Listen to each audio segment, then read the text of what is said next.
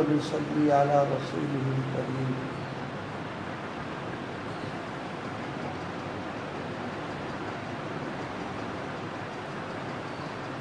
اما بعد اعوذ باللہ من الشیطان الرجیم بسم اللہ الرحمن الرحیم والذین جاہدوا فینا لنہدینہم سبلنا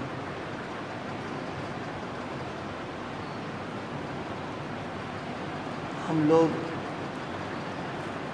روزانہ صبح شام کھانا کھاتے ہیں۔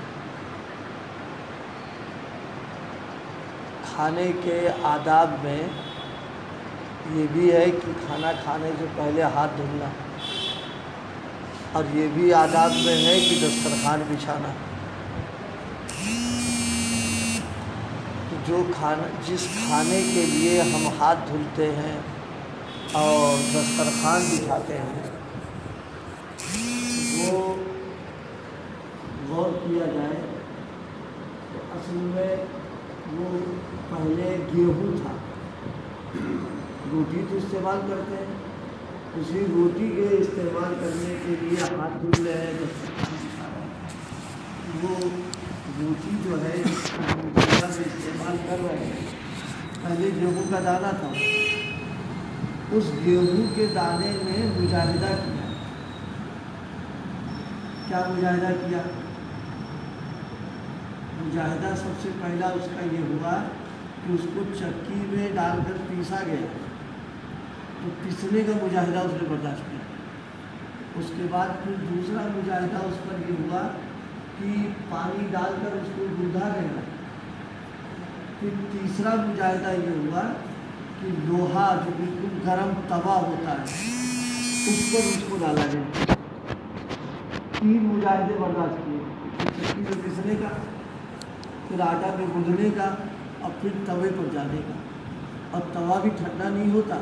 بالکل گرم، ٹھنڈے توے پہ روٹی ڈال دیں تو بیکار ہو جائے گی۔ یہ تین محنتیں اس نے برداشت کی ہیں، تین مشقتیں۔ اس مشقت و محنت کے برداشت کرنے کے بعد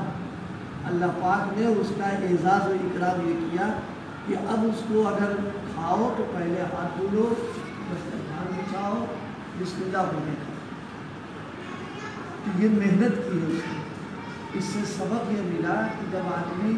صحیح محنت کرتا ہے تو اللہ پاک پھر اس کو ترقیات عطا فرماتے ہیں۔ خاص طور سے دینی سلسلے میں، ایمانی اور روحانی سلسلے میں ہم جتنی محنت مشقت اپنے آپ کو بنانے کی، سنوارنے کی، غلط عادتوں کے چھوڑنے کی، گناہوں کے چھوڑنے کی جتنی زیادہ کریں گے اتنی زیادہ اللہ پاک جو ہے وہ نوازے گا۔ وہی گیہوں کا دانہ تھوڑی اور مشقت برداشت کر لے، کھولتے ہوئے تیل میں ڈلنا گوارا اگر کر لے تو وہ پوری اور پراٹھا بن جاتا، بہت قیمت کا بن جاتا ہے۔ یہ چیز بتا رہی اس بات کو ہے کہ جب ایک گیہوں کا دانہ اتنی مجاہدات اور محنتوں کے لیے تیار ہو گیا تو پھر قیمت بھی لگ گئی اس کی آخر میں۔ اسی طرح بھائی گناہوں کے چھوڑنے کی اگر ہم بھی ہمت کر کے مشقت برداشت کر لیں اور تھوڑی سی محنت کر لیں، غلط عادتیں، برے اخلاق اس کو سنوارنے کی کر لیں تو ہم بھی قیمتی بن جائیں گے۔ آدمی جیسی محنت کرتا، دیکھیے شکر جو ہے نا کتنا مجاہدہ کرتی ہے۔ شکر کو چائے میں ڈال کر کے اس کو گھولتے ہیں، وہ اپنا وجود ختم کر دیتی ہے، اتنا اس نے مجاہدہ کیا۔ اس وجود کے ختم کرنے کی وجہ سے اب وہ پوری چائے میٹھی ہو جاتی ہے۔ اسی طریقے سے انسان اگر اپنے بنانے کے لیے مجاہدہ کر لے تو پھر اللہ پاک اس کو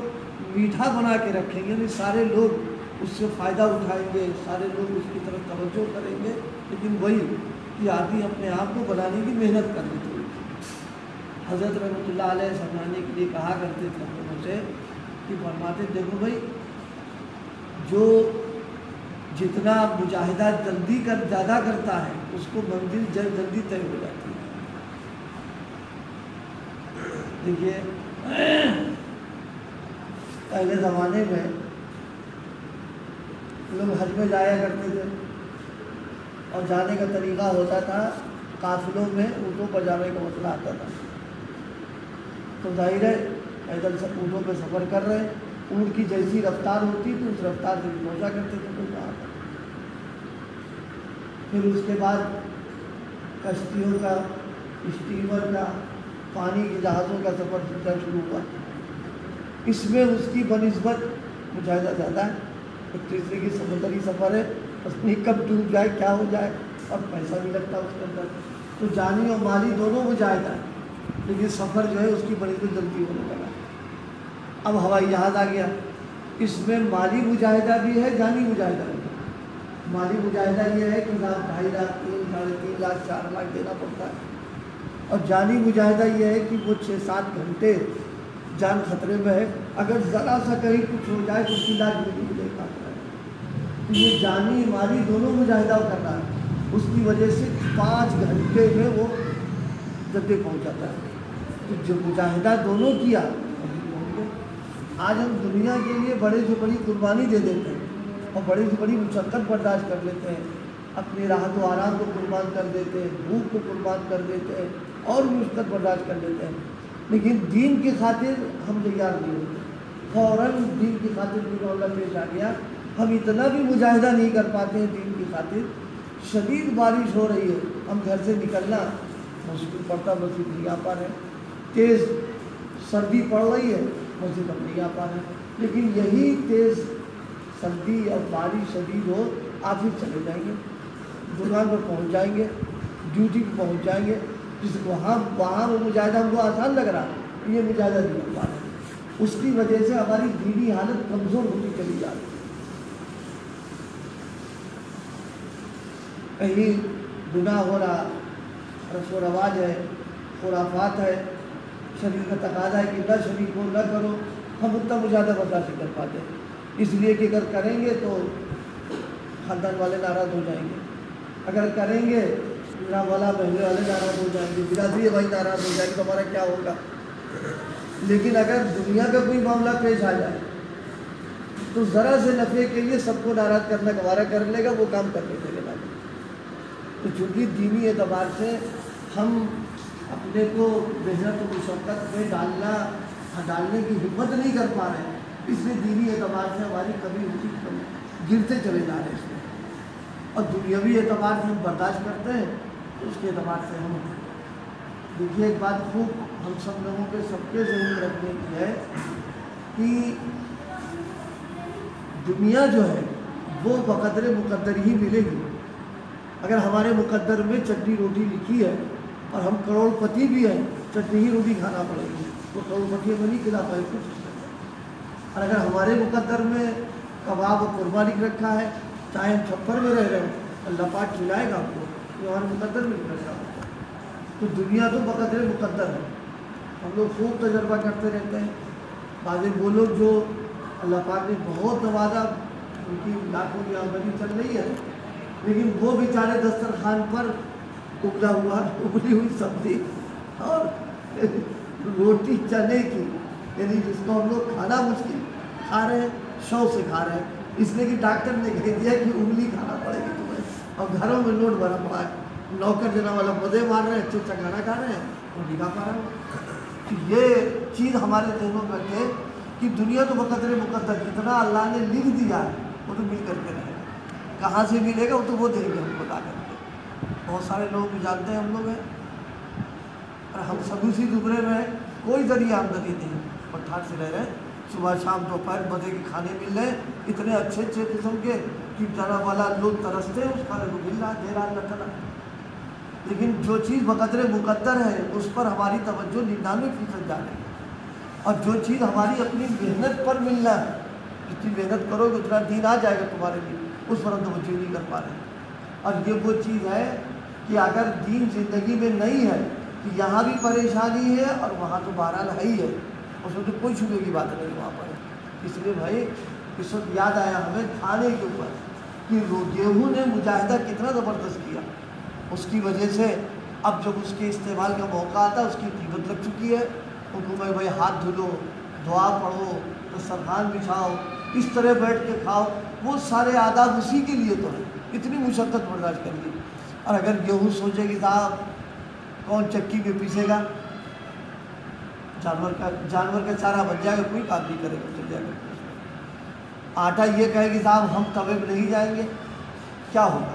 آٹا جو ہے وہ جانور گرا دیں گے اٹھا کر کے، اس کی تو کوئی قیمت نہیں رہ جائے گی۔ اس لیے بھائی ایک سبق کی بات اس ذہن میں میرے آئی سب لوگوں کے لیے کہ ہم کو اس لائن سے سوچنا ہے کہ جیسے دنیا کے لیے بڑی سی بڑی محنت کر ڈالتے ہیں، اب بعض لوگ بیچارے سروس کرتے ہیں، بریلی ہے، صبح جاتے ہیں شام کو آتے ہیں، صبح آتے ہیں شام کو جاتے ہیں، ان سے پوچھئے بظاہر تم دیکھتے ٹرین میں جا رہے ہیں، لیکن وہ تو ان کا دل بتاتا کیسے جا رہے ہیں کیسے آ رہے ہیں، نہ بچوں کو دیکھ سے بیچارے ہم بیٹھ کر کے اچھی طرح ہو رہا، نہ بیوی کے ساتھ اچھی طرح کچھ ہو رہا، نہ گھر دیکھ پاتے ہیں، چند پیسوں کے لیے آپ بریلی اور یہاں لکھنؤ چکر مار رہے ہیں اس کے اندر۔ یہ اللہ پاک کسی طرح ہم کو دین کے سلسلے میں اور اپنے آپ کو بنانے سنوارنے کی اللہ اس طرح کی فکر نصیب فرماتا ہے۔ دنیا کے لیے جس انداز پر محنت ہو رہی ہے اتنی نہیں بلکہ اس کی تھوڑی سی بھی کر لیں، اللہ پاک دین کے اعتبار سے کامیاب عطا فرما دیتا ہے۔ لیکن چونکہ نفس اتنا غالب ہمارے اوپر ہے، خواہشات کا اتنا غلبہ ہمارے اوپر ہے کہ ہم اس کو توجہ ہی نہیں کر پاتے۔ ہمارا حال یہ ہے کہ دینی اعتبار سے کوئی غلط کام اگر کہیں ہو رہا ہے، ہم اتنے کمزور ہو گئے ہیں کہ اپنے اس سے ہم الگ نہیں کر پا رہے، اس سے ہٹ جائیں کم سے کم۔ روکنا تو بہت بڑی بات ہے، ہم اتنی کمزوری پر آ چکے ہیں، اور دنیا کے اعتبار سے ہم اتنے بڑے ذریع ہیں کہ چند پیسوں کے نفع کے لیے ہم تیار ہیں سب کچھ خطرے میں اپنے آپ کو ڈال کر کے وہ کام بھی کر ڈالتے ہیں، چاہے وہ ملے نہ ملے ہم کو۔ اس لیے بھائی اصل چیز ہے دنیا کو محنت کا میدان بنایا ہے، تو غیر لوگ جو محنت کر رہے ہیں اگر ہم بھی وہی محنت کریں تو ہم بھی ان میں فرق ہی کیا باقی رہے گا۔ ہمارے لیے تو اصل یہ ہے کہ ہم یہاں رہ کر کے دینی اعتبار سے اپنے آپ کو بنا لیں، سنوار لیں، سدھار لیں، اور جن لوگوں نے سدھارا ہے واقعی سدھار کیا ہے، اللہ پاک ان کے پاس دنیا بھیجتا ہے ناک رگڑ کر کے، اور وہ خوشامد کرتے ہیں کہ قبول کر لو کسی طرح ہم کو، اور وہ یہ ہے کہ لینے کو تیار ہو۔ لیکن وہ یہی چیز ہے کہ انہوں نے اپنے آپ کو اتنا بنا لیا ہے، اتنا سنوار لیا ہے کہ وہ تو بس لو لگائے وہاں بیٹھے ہوئے ہیں، اور یہاں کی ساری چیزیں تو ہمارے لیے ہیں ہی، تو ہم کو مل کر کے رہیں گے۔ اللہ پاک ہمیں اور آپ کو اپنی کمیوں کی طرف توجہ کرنے کی، اس کی اصلاح کی فکر نصیب فرمائے۔